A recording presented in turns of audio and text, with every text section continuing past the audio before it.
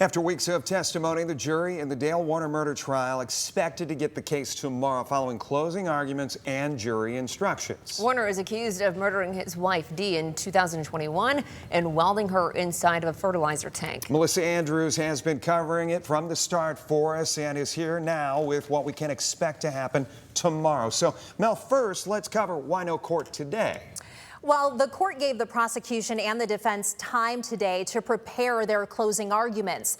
The prosecution will start, then the defense will go, and then the prosecution can do a rebuttal.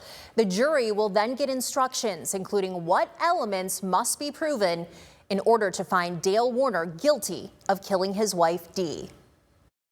Dee Warner was reported missing on April 25, 2021, from the home she shared with her husband on Munger Road in Franklin Township. Her adult children told investigators they hadn't seen her since the day before, when she said she planned to tell Dale their marriage was over and that she wanted to sell their trucking business. How did you observe her to look? Unwell, almost the shell of herself. What was the plan for that night? She was going to tell him that she wanted a divorce. All right. Was she going to tell him anything else? That she was going to sell the trucking company. Prosecutors say Dale Warner was the last person to see her alive, had a clear motive, and lied to investigators. Warner told police the couple argued on April 24th that Dee developed a migraine and fell asleep, later claiming it wasn't unusual for her to leave for a few days. She was sleeping on the couch. And then this morning around 6 o'clock, I got up and, she was snoring away. I was going to wake her up and tell she was, by the phone. Right. And then I went out and run. So then I went out and got my chemicals and got the sprayer loaded up and I sprayed a patch. 3 years later, in August 2024, investigators with the Michigan State Police executed a search warrant on the couple's property. Inside an anhydrous ammonia tank, they found Dee Warner's remains wrapped in a tarp. There was the body of an adult female. The legs were bound with duct tape. The arms were bound to the torso with duct tape.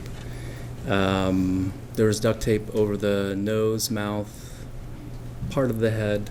There were what appeared to be pajamas, contusion on the left shoulder, contusion on the back of the head as well. The Oakland County medical examiner ruled her death a homicide caused by strangulation and blunt force trauma.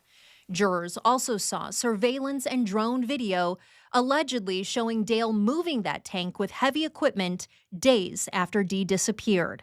Investigators testified he searched online about disposing of large tanks, chemical cremation, and dating sites for widowers. The prosecution says the evidence paints a calculated cover-up. The defense has challenged the state's timeline and interpretation of that evidence. Now, it will be up to the jury to decide whether Dale Warner is guilty of murder.